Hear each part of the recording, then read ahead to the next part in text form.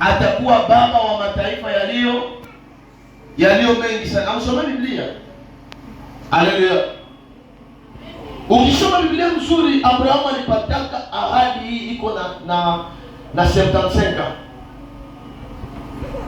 Anaendelea iko naomba Mungu nisaidie, Mungu nikumbuke, Mungu nitetee, Mungu nionekanie. Akaendelea. Alikuwa yajua siri moja, kwamba malgré Mungu alishasema inabidi apige sasa hatua ya kutoa sadaka juu apate kenye Mungu alifanya. Alisema, Biblia inasema salieneza santa.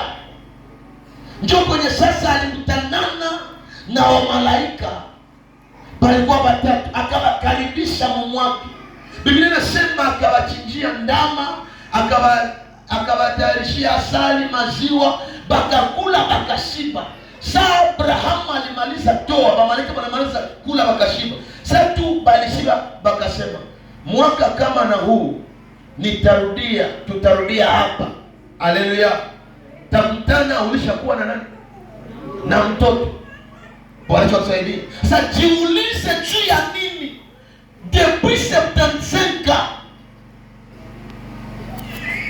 bali mwambiaka vile niko naomba Mungu meha kuona kitu mesali toa ndio ishaka katokea.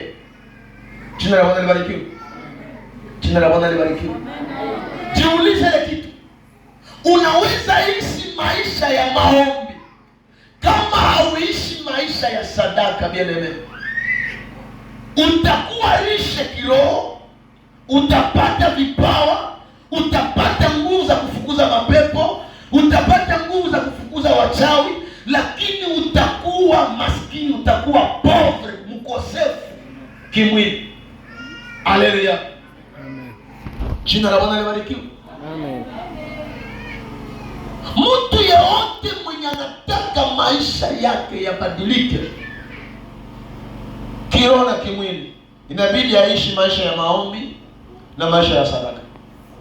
Jina la Bwana libarikiwe. Na haijalishi uko pastor, haijalishi uko mtu